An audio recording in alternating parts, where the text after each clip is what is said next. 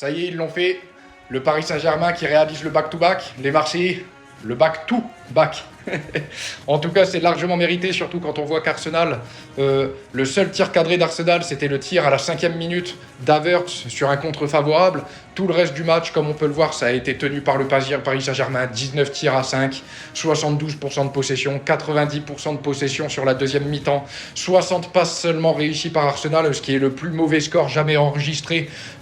Et en plus de ça, Paris qui arrive à remporter la Ligue des Champions en étant mené au score, chose qui n'était très rarement arrivé, en tout cas qui n'était pas arrivé, il me semble, depuis 2014. Le Paris Saint-Germain qui a dominé sur tous les compartiments du jeu. Alors je suis d'accord avec vous, c'était pas le match le plus agréable à regarder. On avait une équipe qui avait envie de jouer au football et une équipe qui refusait le jeu, qui jouait bloc bas, qui à chaque touche essayait de gagner une minute de temps. Mais en tout cas, les choses sont revenues dans la norme.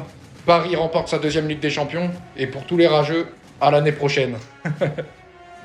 Et en tout cas, bravo à Arsenal qui a quand même essayé de venir avec ses armes, on le savait. Hein. Arsenal, défensivement, qui est quand même très très costaud. Donc moi, j'aurais préféré voir un match PSG-Barça pour avoir un petit peu plus de spectacle, un petit peu plus de jeu offensif, plutôt qu'avoir un match où seulement une équipe joue au football et l'autre refuse le football.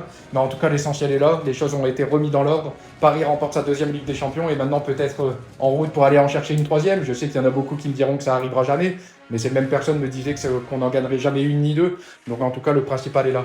Le Paris Saint-Germain qui remporte une deuxième Ligue des Champions, c'est vraiment incroyable. Et pour les Marseillais, à jamais les premiers à en avoir deux. Ciao.